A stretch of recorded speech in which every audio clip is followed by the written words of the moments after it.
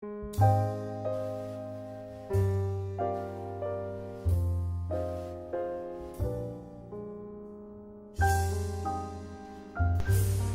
friends. I have quite a story to tell. You have to pardon me while I'm eating my chow. I just got home from church a bit ago, and I haven't eaten all day.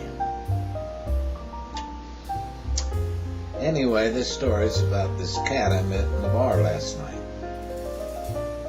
He had a strange handle. His name was No Name.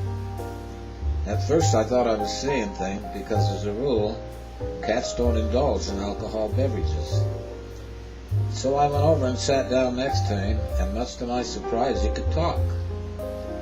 He says, "Hey buddy, you got a minute? I need somebody to tell my story to." Well, there are a lot of things in this life I can't explain, but seeing's believing. So I slid my stool closer so I could hear his story. First I asked him his name, then I gave him my name. And I said, "Sure, No Name. I'll be glad to listen. I hope I can help." He said, "Thank you, sir," and started to unfold his story. "I'll be brief, sir.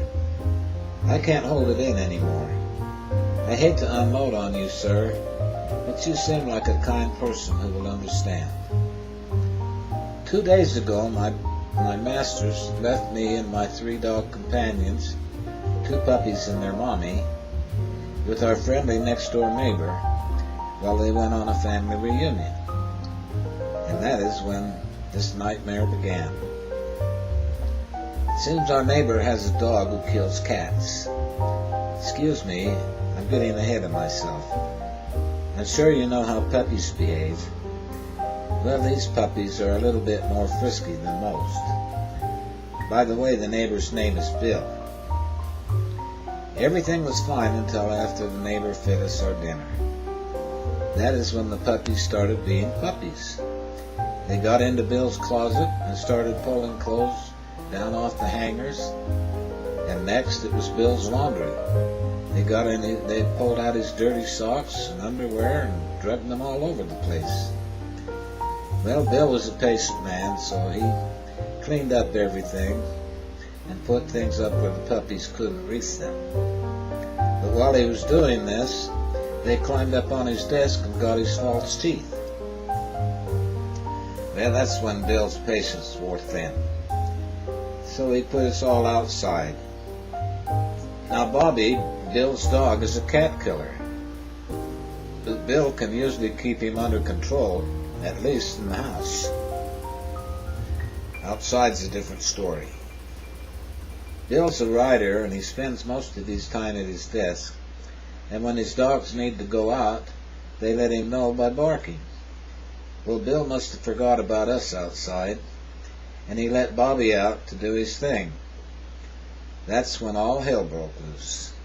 When Bill heard the commotion, he came outside to catch Bobby, who already had me in his mouth. He dropped me, and I just barely made it under the fence to safety.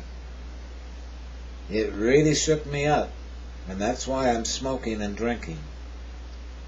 Ooh, and alcohol tastes ucky, but it does make you feel good. Sir, the reason I've been crying is because I'm scared to go home." Well, I reached over and patted No Name on the back and let him know he had a place to stay tonight.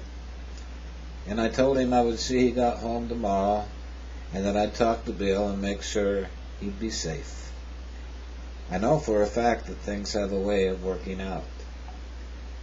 Well, that's the story of the cat I found in the bar. Thank you for listening.